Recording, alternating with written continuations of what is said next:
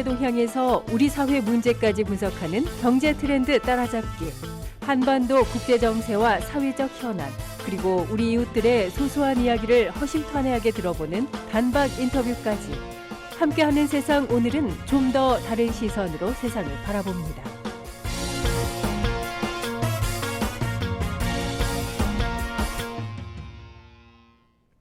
지난주에 여야 대표는 각각 일본과 중국의 대사를 만나 현안을 논의했는데요.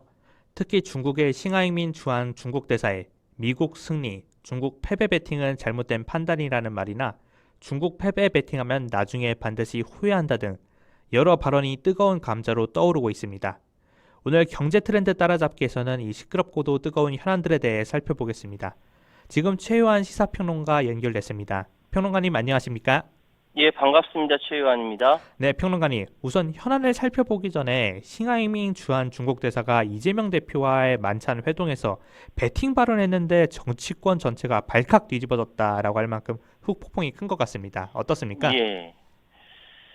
근데 지금 그 어떤 언론도 싱하이밍 주한 중국 대사가 이재명 대표에게 한국이 미국에 배팅하고 있고 중국 패배 배팅하고 있다라고 직격한 이 배경에 대해서는 어떤 언론도 얘기하고 있지 않습니다. 그건 좀 이따 설명드릴게요. 네. 일단 표면적인 현상, 그러니까 일개 중국 대사가 제1야당 대표에게 이러니 저러니 한 나라의 외교 기조를 지적하고 미국과 중국의 패권 경쟁에서 미국에 기울어지는 듯한 한국 분위기에 대해서 경고하고 나선 것에 대해 안 그래도 눈에 가시 같던 이재명 민주당 대표에게 여당 국민의힘 화력이 온통 집중되고 있는 상황입니다. 심지어 국민의힘 쪽에서는 싱하이밍 대사에 대해서 페르소나 논 그라타, 지정이라는 조치를 적극 검토해야 된다 주장하고 있는데, 이 페르소나 논 그라타라는 것은 환영받지 못하는 인물이라는 의미의 라틴어입니다. 이게 외교관계에 대한 빈협약체 구조에 의해서 주재국은 언제든지 이유를 설명할 필요 없이 공관장이나 기타 외교관을 페르소나 논 그라타로 파견국에 통보할 수 있고, 그렇게 되면 이 경우 파견국은 이 지정된 외교관을 본국으로 소환해야만 한다. 그러니까 쉽게 말씀드려서 싱하이밍 대사를 내쫓아야 된다 이 이야기거든요. 근데 이미 캐나다가 지난 8일 중국을 비판한 캐나다 정치를 협박한 혐의로 자오웨이 주 캐나다 중국 영사를 페르소나 논 그라타로 지정한 바가 있죠. 그거와 같이 해야 된다라는 국민의힘 주장입니다. 정말 강한 조치 같은데, 이런 싱하이밍 대사의 발언이 알려지자 외교부가 싱하이밍 대사를 정부 서울청사로 불러 외교사절 본분에 벗어나지 않게 처신하라고 경고했다고요? 사실 외교부가 이렇게 외부에다가 어떤 이제 그 발언을 할 때는요, 흔히들 얘기는 외교적 수사라고 하지 않습니까? 네, 그렇죠. 그리고 굉장히 포장해서 이야기하거든요. 그런데 이번에 싱하이밍 대사 초치 사실을 공개하면서 외교적 언어가 아닌 아주 날것인 이례적인 도발, 처신, 굉장히 강도 높은 표현을 총동원했습니다. 또 조태영 국가안보실장은 모 학술회의 기조연설에서 중국을 향해서 상호 존중이 기본이다 경고성 발언까지 했어요. 그러니까 9일 하루 동안 국가안보실장, 외교부 장관, 외교부 차관 모든 외교 안보 라인 총출동해서 싱 대사를 향한 비판을 쏟아냈죠. 이 외교부 차관 장호진 차관은 지난 4월 달에도 싱 대사를 초치한 적이 있었어요. 그때 대통령이 대만 문제 관련해서 힘에 의한 현상 변경에 반대한다라는 입장을 밝히니까 중국이 대만 문제에 불전하는 자는 반드시 스스로 불타죽고 굉장히 강력하게 이야기하고 여기에 대해서 심각한 외교 결례라고 하면서 싱 대사를 추치한 적이 있었죠. 또 중국도 가만히 있지 않았는데요. 싱하이밍 주한 중국 대사를 우리 외교부가 불러 항의하자 이번에는 중국 외교부가 정재호 주중 한국 대사를 불러 항의하며 맞불 조치에 나섰다고요? 쉽게 말씀드려서 중국의 입장은 그겁니다. 싱하이밍 대사는 쉽게 얘기해서 중국과 한국 관계에 대해서 견해 입장을 상세하게 설명하고 한국의 각계각층 인사들과 폭넓은 접촉과 교류하는 아주 그게 대사의 책임이다. 이해를 증진하기 위한 목적이다. 근데 이걸 가지고 대사 초치하면은 이게 되겠느냐. 그럼 우리도 초치하겠다 해서 정재호 대사 불러서 똑같이 맞불로 추치를 한 것이죠. 네, 양국이 서로 대사 조치로 맞불을 놓고 있는 그다지 바람직하지 않은 상황인데요. 예. 특히 싱하이밍 대사가 배팅 발언을 왜 했는지 이 발언이 나오게 된 배경을 이해하는 것이 굉장히 중요하다고요. 예, 사실상 제가 오늘 말씀드리는 방송의 핵심이자 미중 패권 경쟁의 상황 그리고 그 속에서 우리나라 태도가 어떻게 해야 되는가 굉장히 복잡미묘한 현실을 해석할 수 있는 것이 이번 싱하이밍 대사가 발언한 이 배팅 발언입니다. 네, 이걸 이해하기 위해서는요. 미국의 대중국 전략 핵심 무엇인가 살펴보는 게 굉장히 중요해요. 네, 자, 미국과 중국은 전면적으로 대결을 지금 벌이고 있고 심지어 군사적 충돌까지 우려가 될 정도로 격화되고 있다. 이거는 한국 언론이 네, 다 그렇게 받아쓰게 하고 있는 거예요. 한쪽만 바라보고 있기 때문에 이렇게 보이는 겁니다. 미국의 대중국 전략은 단순히 미국 경제를 추격한 중국을 따돌리고 포위하는 과정에 나타나는 갈등만 있는 이 단상 구도가 아닙니다. 네, 다시 한번 말씀드리지만 제가 예전에도 한번 이런 말씀 드렸거든요. 미국과 중국의 관계는 상대방을 쓰러뜨리기 위해서 서로 껴안고 등을 핥히는 관계입니다. 네. 자, 껴안을 때 한쪽이 쓰러지면 다른 쪽은 어떻게 쓰러집니까? 같이 같이 쓰러지죠. 네, 그렇죠. 예, 같이 쓰러지기 때문에 같이 쓰러질 수 없는 거예요. 그리고 또한 공격을 해야 되기 때문에 등을 핥히고 있는 겁니다. 네, 다시 말씀드리면 한국 언론에서는 미국이 중국을 공격적으로 압박하는 것만 보도해서 착각하기 쉬운데요. 미국은 중국에 대해서 압박과 견제는 당연하고 네, 동시에 시장 협력에 매우 적극적입니다. 네. 단순하게 한마디로 표현하기 어려운 좀 복잡한 관계 같습니다. 네. 네, 또 미국이 중국에 대해 압박과 견제에 나선다는 것은 늘 언론 보도를 통해서 들어왔는데요. 시장 협력에 적극적이다라는 건 좀처럼 듣지 못했던 이야기 같습니다. 그 미국의 그 국방부 차관 출신인 그레이엄 앨리슨 하버드대학 교수가 네. 이런 얘기를 했어요. 전쟁은 우연이나 오해에 의해서도 발발할 수 있다. 굉장히 우리로서 섬찟한 얘기거든요. 예, 그렇죠. 이런 얘기만 들으면 한반도 위험하구나 라고 이야기를 할 수 있고 실제로 벌어지는 현상 보면요. 네, 자, 미국이 우크라이나는 물론 동아시아 유럽에 미사일 막 갖다 놓죠. 예, 그러고 호주엔 있죠. 13척의 핵잠수함이 있습니다.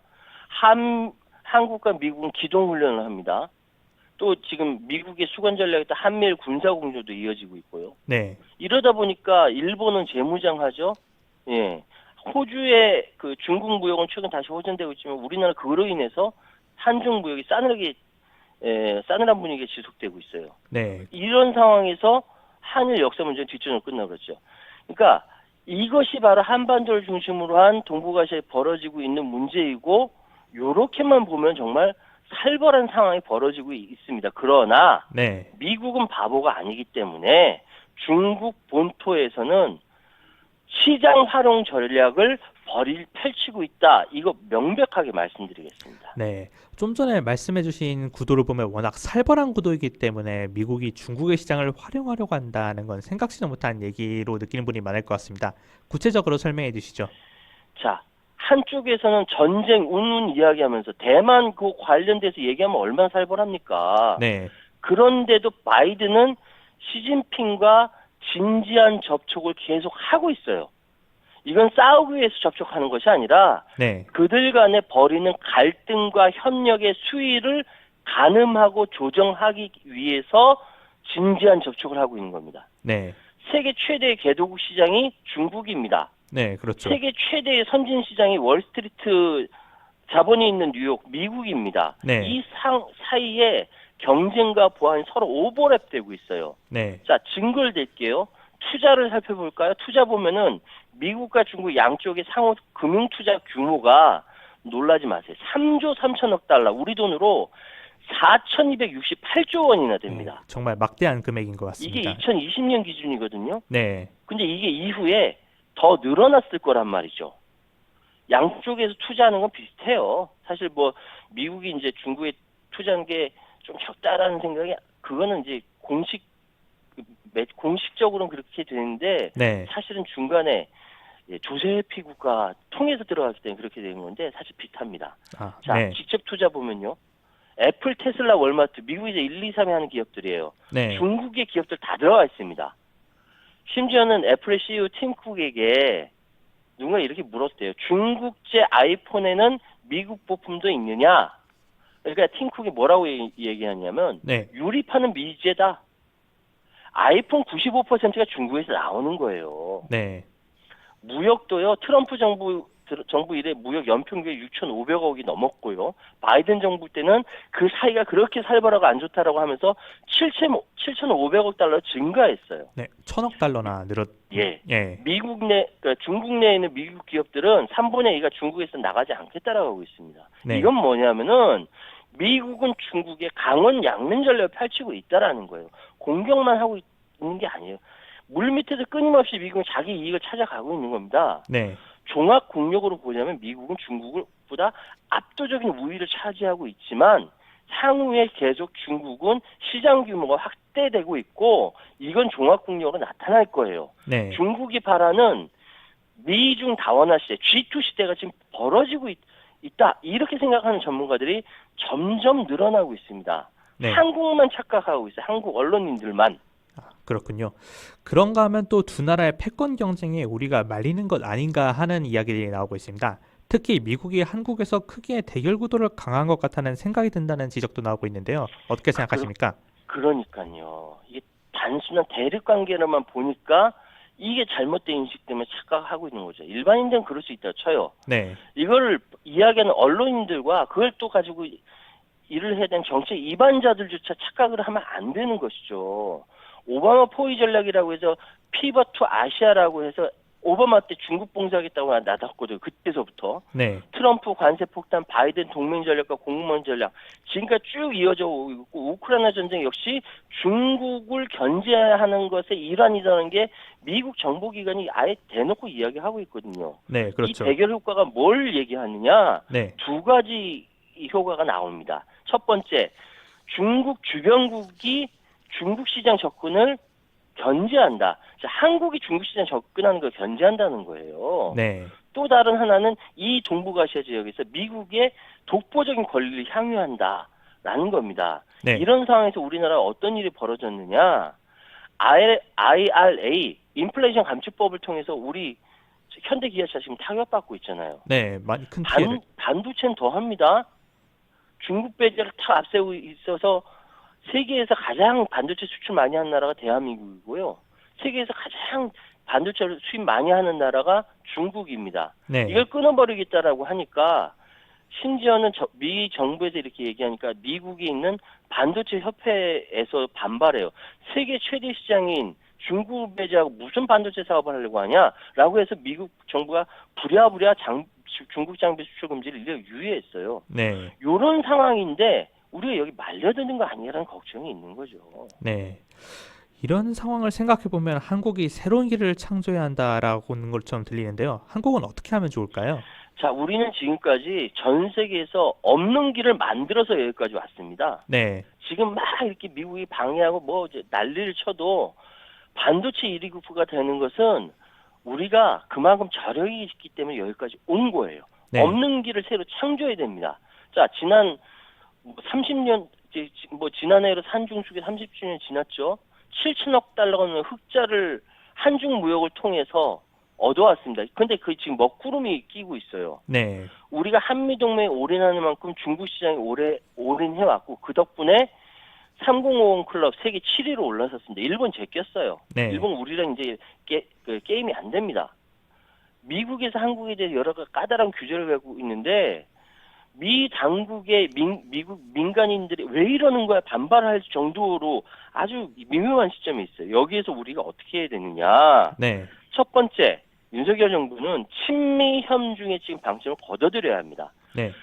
이념을 앞세워서 유권자 표를 내년 총선 앞두고 모을 수는 있겠지만 자칫 놓치면요. 이루 말할 수 없는 나락에 빠질 수가 있어요. 첫 번째 그거고요. 네. 두 번째, 무슨 수를 쓰든 미국과 서방 대 중국과 러시아 이 대결 구도에서 한국은 빠져나와야 됩니다. 네. 이게 한반도 평화 안정뿐만 아니라 향후에 있을 뭐 우주 산업 분야, 과학기술 경제에 우리가 우위를 점하려면 미국은 물론이고 중국과 러시아의 힘까지 빌려 가져와야 되거든요. 네. 그리고 세 번째, 전 미국이 굉장히 부러운데 미국의 굉장히 치밀한 양면 전략, 그 중국을 압박하면서도 시장 확대하는 이 양면 전략을 우리 한국이 배워야 돼요. 제대로 배워야 돼요. 네.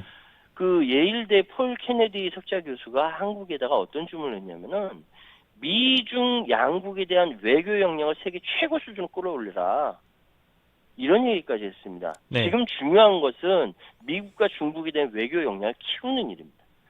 싱하이밍 그 중국 이번에 문제가 발언을 했던 중국 대사가 네. 우리나라에 부임을 할 때요 직급 낮다가 비판하는 목소리가 있었어요. 직급이 낮다고. 네. 그런데 알고 보니까 이 사람이 초반에 커리어가 주 북한 중국 대사관에 근무한 걸 시작으로 몽골 그리고 한반도 업무를 맡아온 중국 최고의 한반도 전문가입니다. 네. 이 사람 기자회견할 때 한국말로 해요.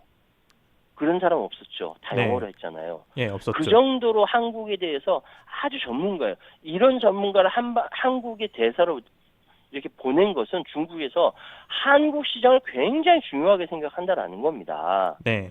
적어도 우리도 대미 대중에 대해서는 최고의 전문가 그룹이 붙어야 되지 않느냐. 이념적인 인물 말고 네. 그런 생각이 드는 겁니다. 네. 되게 중요한 말씀 같지만 이게 쉽지는 않은 문제 같습니다. 오늘 아주 네. 중요한 말씀들을 해주셨는데요.